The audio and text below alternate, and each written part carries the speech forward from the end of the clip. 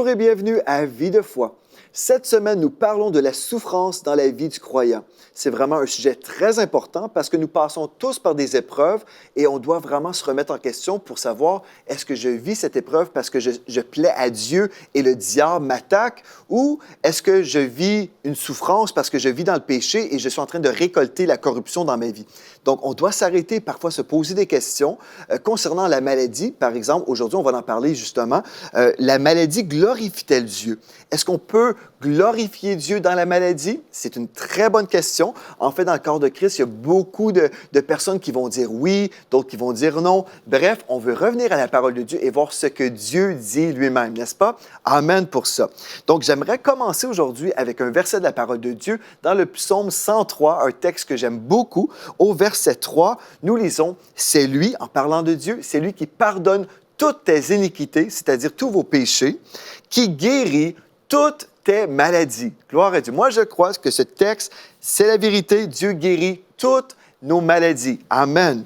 Mais là, on doit se poser la question, est-ce que Dieu, parfois, se glorifie par la maladie? Et on va voir, en fait, plusieurs cas dans la parole de Dieu où plusieurs personnes ont été inspirées dans leur théologie et ils ont enseigné, en fait, que oui, Dieu, parfois, envoie une maladie pour nous enseigner ses voies, pour nous sanctifier, pour nous raffiner, changer notre caractère. Il y a beaucoup de traditions qui règnent dans le corps de Christ. Ce qu'on veut faire, c'est juste examiner à la lumière de la parole de Dieu. Comme on a vu hier, en fait, on a vu plusieurs passages dans l'Ancien Testament où on lit que Dieu frappait les personnes de maladies. On a tout décortiqué hier dans l'émission Vie de foi, ces passages hyper importants qu'on doit comprendre. Mais une chose qu'on peut se rappeler, en fait, ces versets-là concernaient des gens rebelles et on a vu que Dieu faisait la distinction entre les rebelles et les fidèles. Et on a également déclaré que Dieu devait exécuter le jugement qui ouvrait la porte, finalement, qui autorisait au diable d'aller et faire ce qu'il faisait, la destruction. Et on a discerné également que le diable, c'est le destructeur. On passe à travers les Écritures dans la parole qui nous prouvent absolument, sans aucun doute, que c'est le diable le destructeur. Donc, si vous avez raté l'émission d'hier, vous êtes vraiment invité aujourd'hui. Visitez le site web emctv.com pour découvrir les archives de l'émission d'hier et d'avant-hier aussi. Mais aussi, si vous avez des questions concernant les souffrances de l'apôtre Paul, la sœur Audrey Mac et moi, et mon épouse Mathilde, on a fait une série ensemble qui parle en fait comment on pouvait tuer les vaches sacrées. On a fait du ménage au niveau des traditions dans le corps de Christ concernant les chars dans la chair de l'apôtre Paul et les questions qu'on peut avoir qui sont souvent là, qui nous bloquent finalement dans notre réception du miraculeux, de la provision de Dieu. Donc, je vous encourage, si vous êtes sérieux, là, des fois les gens disent... Et c'est spécial. Je vois des fois des commentaires des internautes ou des téléspectateurs qui disent « Ah oui, mais vous n'avez pas dit telle chose, vous n'avez pas expliqué telle chose. » Et c'est impossible pour nous, dans le cadre de 30 minutes, d'arriver et de tout décortiquer et de répondre à toutes vos questions potentielles. Donc, je veux vraiment vous inviter à faire des recherches, aller en profondeur pour supprimer toutes les questions que vous pouvez avoir parce que Dieu veut nous équiper avec la vérité de sa parole. Alléluia pour ça. Aujourd'hui, la maladie glorifie-t-elle Dieu? Bien, premièrement, rappelons-nous que la maladie est une œuvre du diable.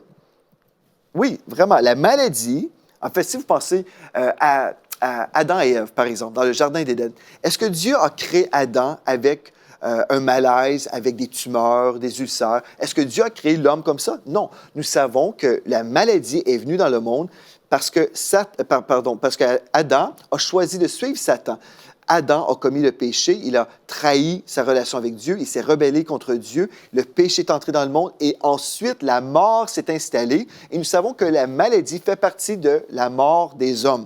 Donc, la maladie est-elle une œuvre de Dieu ou du diable? Bien, clairement, la Bible nous révèle que la maladie, ce n'est pas l'œuvre de Dieu. Donc, pensez-y, la maladie est le résultat du péché. Donc, la question s'impose aujourd'hui, le péché peut-il glorifier Dieu? C'est une bonne question. Si on comprend que la maladie, en fait, c'est le fruit du péché, est-ce que le péché glorifie Dieu? Non. Non. Mais Dieu a l'occasion d'obtenir la gloire lorsqu'il sauve quelqu'un du péché. J'aimerais qu'on mette à l'écran maintenant, s'il vous plaît, notre première image. Alléluia. Le péché peut-il glorifier Dieu? Non. Mais Dieu a l'occasion d'obtenir la gloire lorsqu'il sauve quelqu'un du péché. Puisque la maladie n'est pas une œuvre de Dieu, Elle ne peut donc pas glorifier Dieu. Les œuvres de Satan glorifient Satan. Les œuvres de Dieu glorifient Dieu. Amen. Alléluia. Ça, c'est tellement, tellement important. Donc, je reprends. Les œuvres de Satan glorifient Satan. Les œuvres de Dieu glorifient Dieu. Ça fait du sens, n'est-ce pas? Amen. Dans le naturel, si quelqu'un construit un beau bâtiment, on pourrait dire, ah, l'architecte a fait un beau travail, wow, donnez-moi le nom de l'architecte. Et on vous dit, monsieur un tel. Ah, wow, il a fait vraiment quelque chose de remarquable. On va remettre de la gloire, on va louer la personne qui est responsable de l'édifice. On ne donnera jamais le crédit à quelqu'un d'autre, mais pourtant, dans le corps de Christ, on mélange les choses. Satan est là, c'est lui qui détruit, on dit que c'est Dieu. Bref, et là, on glorifie en fait le Seigneur pour les œuvres du diable. On est tout mélangé. Revenons à la parole de Dieu. OK. Là, puisqu'on comprend ce qu'on vient de comprendre, OK, que les œuvres de Dieu glorifient Dieu, on va parler maintenant du diable et de son travail de destruction qu'on a déjà décortiqué hier dans l'émission précédente. Donc, Satan a frappé Job. Qui est le destructeur? On se rappelle, c'est Satan. Et on voit dans Job, chapitre 2, au verset 7, le texte suivant, « Satan se retira devant la face de l'Éternel, puis il frappa Job d'un ulcère malin depuis la plante du pied jusqu'au sommet de la tête. » Alléluia! Vous allez dire Alléluia. Alléluia, parce qu'on peut comprendre aujourd'hui que c'est Satan l'auteur de cette maladie, que c'est Satan qui a frappé Job. Et comme j'ai déjà mentionné dans des émissions précédentes, j'ai fait toute une série sur le livre de Job qui s'appelle « Job, l'homme doublement béni ». Job, l'homme doublement béni. Donc, visitez mctv.com et découvrez les archives de l'émission Vie de foi où on parle justement de Job. Mais dans le cadre de cette émission, ce qu'on veut voir tout simplement, c'est que c'est Satan qui a frappé Job. Ce n'est pas Dieu qui a rendu Job malade. Ce n'est pas Dieu qui a détruit toute la vie de Job. OK? Donc, Satan a frappé Job. Satan a lié la femme avec une perte de sang. Si vous venez avec moi dans la parole de Dieu maintenant, parce qu'on va voir, est-ce que Dieu se glorifie par la maladie? Bien, si c'est Satan l'auteur, est-ce que Dieu va prendre le crédit? Est-ce que Dieu va se glorifier de l'œuvre de Satan? Non. Remarquez dans Luc 13, verset 16, ici, « Et cette femme, qui est une fille d'Abraham, et que Satan tenait liée depuis 18 ans, ne fallait-il pas la délivrer de cette chaîne le jour du sabbat? » Donc ici, le Seigneur Jésus identifie le coupable. C'est le diable qui tenait cette femme liée pendant 18 ans. Donc, Satan a lié une femme. Donc, on voit encore le coupable. Ensuite, on va aller dans Luc 13, verset 11 maintenant. Donc, au verset 11, ici, on retrouve une femme possédée d'un esprit qui la rendait infirme. Depuis 18 ans, elle était courbée et ne pouvait pas du tout se redresser. Lorsqu'il la vit, Jésus lui adressa la parole et lui dit, « Femme, tu es délivrée de ton infirmité. » Et lui imposa les mains. Remarquez, à l'instant, elle se redressa et glorifia Dieu. Alléluia! Donc, cette femme était possédée d'un esprit qui la rendait infirme. Est-ce que c'est Dieu qui la possédait et qui la rendait infirme? Non. Un esprit qui nous possède, bien, ce n'est pas le Saint-Esprit. C'est clairement pas le Saint-Esprit ici. On parle d'un mauvais esprit qui la détruisait, qui détruisait sûrement son bien-être, sa joie de vivre. Imaginez être courbée comme ça, une femme possédée d'un démon. Mais là, Jésus l'a libérée et le résultat, elle a glorifié Dieu. Alléluia! C'est normal. Elle glorifie Dieu, pas pour les démons, pas parce qu'elle était courbée, mais elle glorifiait Dieu pour sa délivrance. Gloire à Dieu. Mais là, vous allez dire, oui, c'est très bien, Pasteur Joël, je suis d'accord avec tout ce que tu dis. Jusqu'à présent, c'est vrai là. Mais il y a d'autres versets, Pasteur Joël, où on voit que Dieu se glorifie dans la maladie. OK, allons-y ensemble. On va parler de Lazare et la résurrection de Lazare. Parce qu'ici, on prend souvent ce texte-là pour dire que Dieu se glorifie dans la maladie. Dans cette série sur la souffrance, vous allez faire du ménage. Et si vous souffrez dans votre corps, vous pourrez résister au diable. Il fuira loin de vous. Vous allez savoir que vous pouvez prendre votre autorité spirituelle et commander au diable d'enlever ses pattes sales de sur votre vie. Vous pourrez dire, non, cette maladie ne vient pas de Dieu. Je la chasse au nom de Jésus et je reçois ma guérison au nom de Jésus. Mais si je suis mélangé théologiquement, si je suis confus, si je pense que peut-être Dieu me rend malade, tout comme Dieu voulait que Lazare soit malade pour sa gloire. Bien, peut-être Dieu veut que je sois malade en ce moment. Donc, si Dieu veut que je sois malade, qui suis-je pour m'opposer à la volonté de Dieu?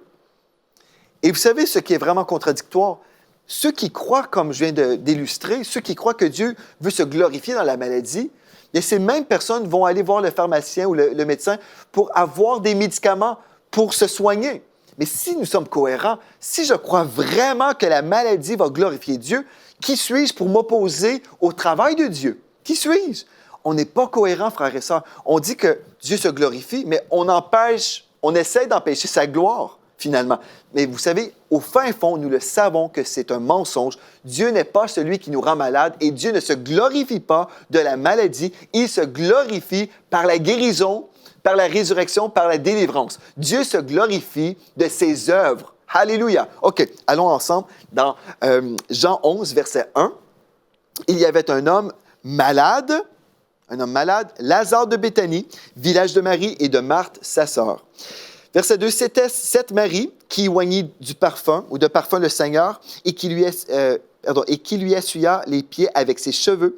Et c'était son frère Lazare qui était malade. Les sœurs envoyèrent dire à Jésus, « Seigneur, voici celui que tu aimes est malade. » Après avoir entendu cela, Jésus dit, écoutez bien ceci, « Cette maladie n'est point à la mort, mais elle est pour la gloire de Dieu, afin que le Fils de Dieu soit glorifié par elle. » OK. Donc, on a pris ce texte-là, ce qui semble vraiment dire que Dieu voulait que Lazare soit malade pour glorifier Dieu.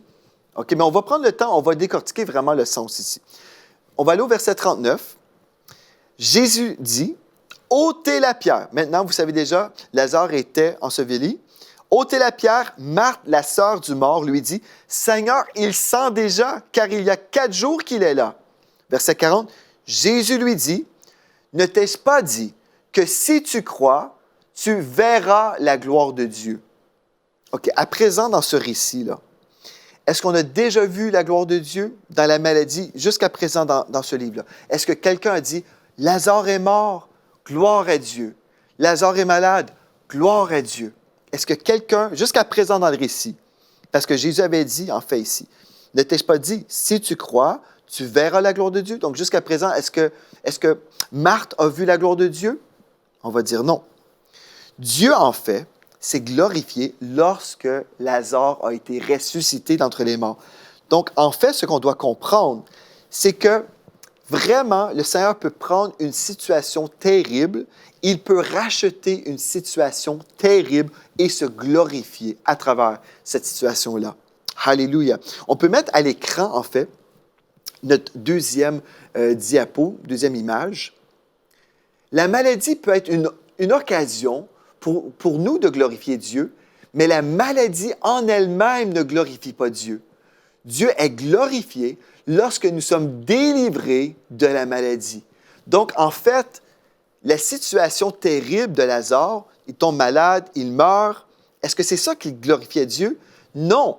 Tout le monde glorifiait Dieu lorsque Lazare est ressuscité d'entre les morts. Donc, c'était l'occasion pour que Dieu soit glorifié, mais ce n'est pas la maladie comme telle. Amen? OK, on poursuit et vous verrez, je vais clarifier encore des choses comme on va avancer ensemble. Venez avec moi dans Jean chapitre 9 maintenant, au premier verset. On va parler de l'homme aveugle de naissance. En passant, j'ai fait une série avec le pasteur Donato Anzalone et puis il a fait vraiment une explication dans une émission de Vie de foi, dans une série sur la guérison divine que je vous encourage aussi à visionner sur EMC TV. Et on a étudié ensemble ce texte qu'on reprend dans cette émission aujourd'hui, dans Jean chapitre 9 au premier verset, en parlant de l'homme aveugle de naissance. Et on va lire ce texte-là avec 2 ponctuations différentes. Parce qu'on se rappelle en fait que lorsque les hommes de Dieu ont écrit le texte biblique, il n'y avait pas de ponctuation comme aujourd'hui. Et la ponctuation change tout le sens d'un texte. Donc, on va lire ensemble Jean 9 au premier verset. « Jésus vit en passant un homme aveugle de naissance. Ses disciples lui firent cette question. « Rabbi, qui a péché, cet homme ou ses parents, pour qu'il soit né aveugle? » Au troisième verset, Jésus répondit, « Ce n'est pas que lui ou ses parents aient péché, mais c'est afin que les œuvres de Dieu soient manifestées en lui. Il faut que nous fassions, tandis qu'il est jour, les œuvres de Dieu, de celui qui m'a envoyé la nuit, où personne ne peut travailler pendant que je suis dans le monde. Je suis la lumière du monde. OK, donc Jésus répond à la question, ici, Rabbi, qui a commis le péché, lui ou ses parents? Donc déjà, les hommes ici avaient cette mentalité que peut-être on pouvait même commettre un péché dans le sein maternel. Donc, je reprends le texte au verset 3. Ce n'est pas que lui ou ses parents aient péché, mais, remarquez, on met un point à péché, et le mot « c'est » dans votre Bible, Louis II, n'existe pas dans le texte original. Donc, la vérité ici, ce n'est pas que lui ou ses parents aient péché, point. Mais, afin que les œuvres de Dieu soient manifestées en lui, il faut que nous fassions, tandis qu'il est jour, les œuvres de Dieu. Vous voyez la différence? Donc ça, c'est hyper important. La ponctuation est différente et le mot qu'on a rajouté, que les traducteurs ont rajouté, on doit l'enlever. Parce que quand on rajoute à la parole de Dieu, on peut avoir une mauvaise interprétation. Donc Jésus, il dit, ce n'est pas que lui ou ses parents aient péché, point. Mais, afin que les œuvres de Dieu soient manifestées, bien voilà, nous devons faire l'œuvre de Dieu. Au final, le Seigneur Jésus est en train de dire, écoutez, ce n'est pas ses parents ou lui, mais ce qui compte là en ce moment, c'est qu'on fasse l'œuvre de Dieu. Dieu doit être glorifié, pas par la maladie. Il n'y a personne qui disait, oh, gloire à Dieu, il est aveugle, gloire à Dieu, il est aveugle. Il n'y a personne dans le texte qui glorifiait Dieu parce que l'homme était aveugle, mais les gens glorifiaient Dieu lorsque l'aveugle a commencé à voir. Amen. On va remettre à l'écran la deuxième image, s'il vous plaît. On veut vraiment reprendre pour comprendre ceci. La maladie peut être une occasion pour nous de glorifier Dieu, mais la maladie en elle-même ne glorifie pas Dieu. Dieu est glorifié lorsque nous sommes délivrés de la maladie, délivrés ou guéris de la maladie. Est-ce que ça fait du sens, ça, frères et sœurs? Vous savez, quand on ne comprend pas le cœur de Dieu, on peut penser toutes sortes de choses. Mais quand on prend le temps, on comprend en fait, bien, ça fait beaucoup plus de sens. Amen, ça fait beaucoup plus de sens. On glorifie Dieu quand nous sommes délivrés, quand l'œuvre de Dieu est accomplie. Alléluia. Maintenant, le paralytique, dans la parole de Dieu, dans Luc chapitre 5, verset 24 jusqu'à 26, dans la version Louis II. Bon, Jésus a dit au paralytique, « Je te l'ordonne, lève-toi, prends ton lit et va dans ta maison. » Et à l'instant, il se leva, en leur présence, prit le lit sur lequel il était couché et s'en alla dans sa maison, glorifiant Dieu. Tous étaient dans l'étonnement et glorifiaient Dieu. Donc, ils ont glorifié Dieu lorsqu'il a été guéri. Alléluia! C'est clair, n'est-ce pas? C'est clair.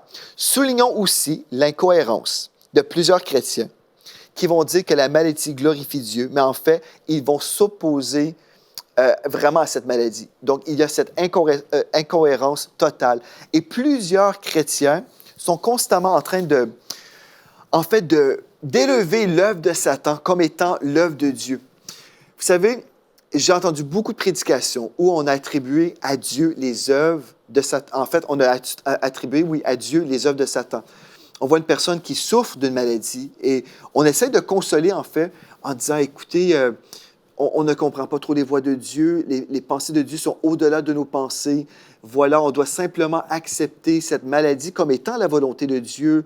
On ne comprend pas. Et la raison pour on dit ça, en plus, bien, on a ces versets qui nous parlent de la gloire de Dieu et on voit les textes qui nous parlent de maladie. Donc, on mélange tout ça ensemble. On dit, des fois, Dieu veut qu'on soit malade. Forcément, c'est comme ça. Et puis, on va prier. Si Dieu le veut, écoutez, si Dieu le veut, Dieu guérira. Si Dieu ne le veut pas, si Dieu juge autrement, bien que sa volonté s'accomplisse. J'ai même entendu des gens dire, oh, on va prier, Seigneur, guéris mon frère si c'est ta volonté. On est vraiment sincère en priant comme ça. J'ai entendu des prières, de toutes sortes de prières. Et je me souviens une fois, j'étais avec mon épouse, on était dans une église et puis il y avait un frère dans l'église qui souffrait d'une maladie. En fait, il souffrait du cancer. Et il y a eu une personne qui a prié dans l'église, « Seigneur, guéris notre frère si c'est ta volonté. » Vous allez dire, mais on peut prier si c'est ta volonté, n'est-ce pas? Même le Seigneur Jésus a prié si c'est ta volonté, Pasteur Joël. Bien, je peux prier si c'est ta volonté quand je suis à la recherche de la volonté de Dieu. Mais concernant la maladie, je vous ai lu un texte dans le psaume 103 au tout début de l'émission. Moi, je suis certain quand Dieu entend des prières comme ça, il doit se dire, si c'est ma volonté, bien, je vous ai révélé ma volonté dans la parole. Je vous ai révélé très clairement dans la parole. Le psaume 103 nous dit très clairement, c'est lui qui guérit toutes tes maladies. Donc, si je vous ai dit dans ma parole que je guérissais toutes vos maladies, Et c'est ma volonté. Ma volonté, elle est disponible dans la parole de Dieu. Lisez la Bible, vous allez voir ce que je veux. La volonté de Dieu, c'est la parole de Dieu. Amen. Donc, quand on prie, si c'est ta volonté, bien, c'est bien de prier comme ça si j'ignore la volonté de Dieu. Par exemple, est-ce que je devrais aller dans telle école? Est-ce que je devrais fréquenter telle université? Je ne sais pas, ce n'est pas écrit dans la parole de Dieu que je dois fréquenter l'université Bishop's ou McGill. Je vais prier, Seigneur, montre-moi ta volonté. Si c'est ta volonté, je vais aller à McGill. Si c'est ta volonté, je vais aller à Bishop's, mais que ta volonté s'accomplisse dans ma vie. C'est très bien de prier comme ça parce que j'ignore la volonté de Dieu.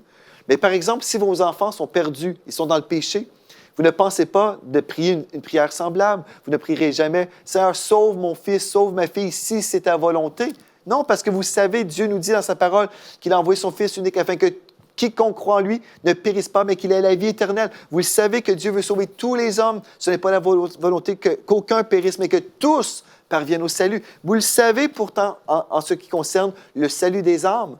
Mais concernant le salut du corps, la délivrance des œuvres de Satan dans le corps, plusieurs chrétiens sont mélangés.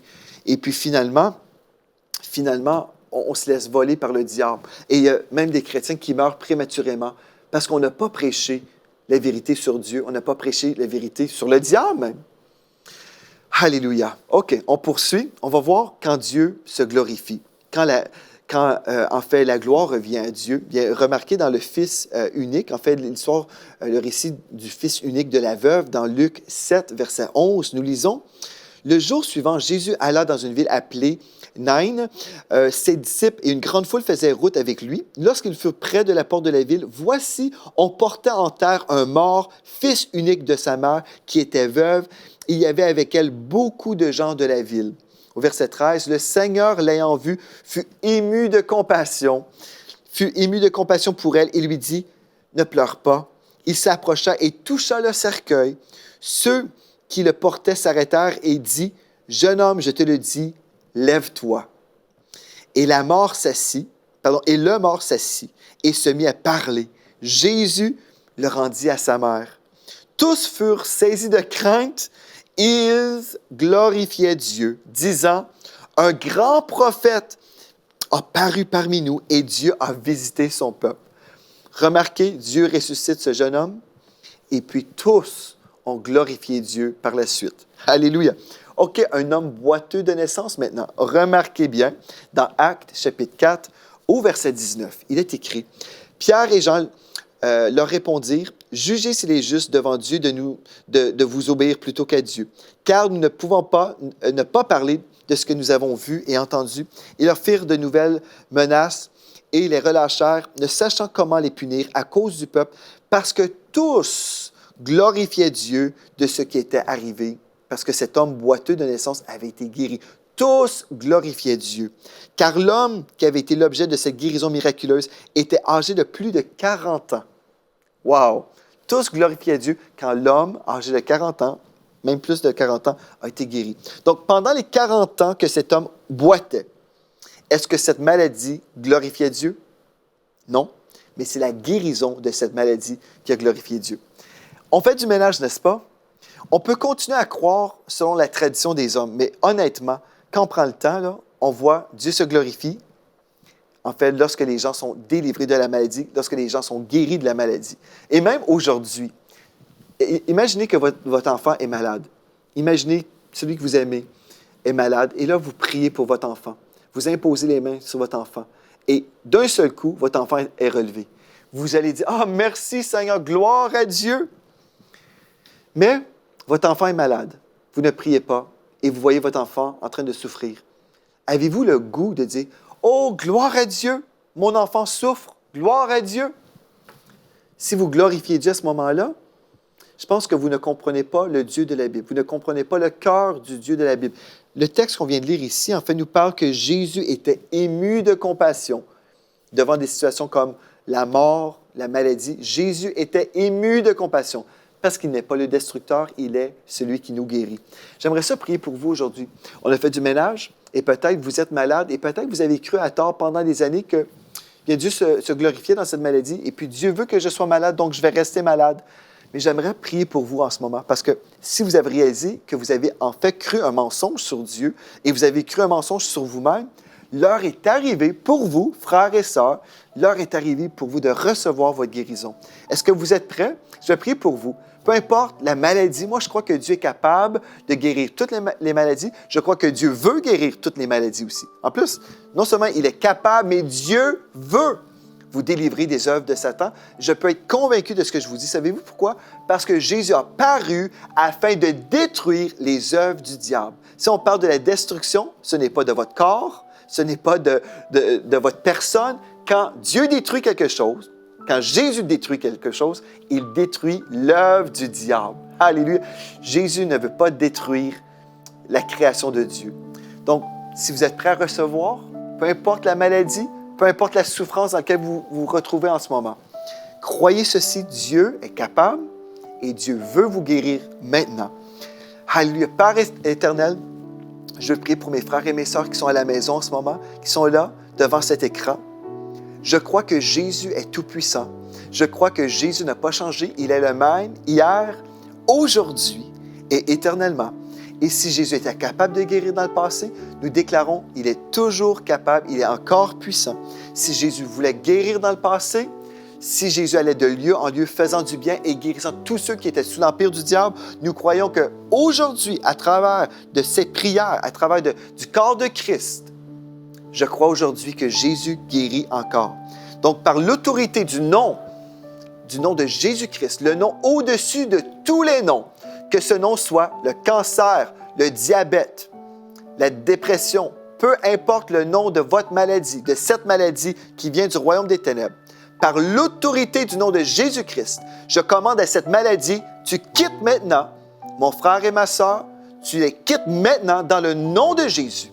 Et je déclare de la tête aux pieds, l'onction de Dieu vous visite là où vous êtes, peu importe où vous êtes. Le Saint-Esprit est avec vous en ce moment. La parole de Dieu est déclarée sur vos têtes et je décrète le shalom de Dieu sur vos têtes, rien de brisé, rien de manquant. Par l'autorité du nom de Jésus, l'onction de Dieu détruit le joug de la maladie maintenant. Vous êtes libérés. Commencez à faire ce que vous ne pouviez pas faire autrefois. Commencez à louer le Seigneur. Commencez à glorifier Dieu pour la guérison que vous recevez maintenant. Et au moment compris, croyez que vous avez reçu. Louez le Seigneur, adorez le Seigneur et écrivez-moi votre témoignage. Écrivez-moi à videfoi@emcitv.com, videfoi@emcitv.com et dites-moi ce que Jésus a fait pour vous. Il est là avec vous en ce moment. Il vous guérit, il vous restaure. Alléluia! Nous recevons par la foi et nous le déclarons et nous glorifions ce nom au-dessus de tous les noms. Dans le nom de Jésus. Amen. Merci d'avoir été là. C'est demain. Soyez richement bénis. Nous sommes dans la foi pour 8000 nouveaux partenaires, des gens qui vont croire avec nous, qui vont semer 35 $ ou euros par mois, nous appuyant dans la vision d'établir des nouveaux studios de télévision, les conférences EMC dans les nations, ainsi que EMC Academy. Joignez-vous à l'armée grandissante de partenaires dès aujourd'hui. Dès maintenant, donnons pour faire entrer EMCI dans une nouvelle saison. Pour faire votre don, rendez-vous sur emcitv.com/8000.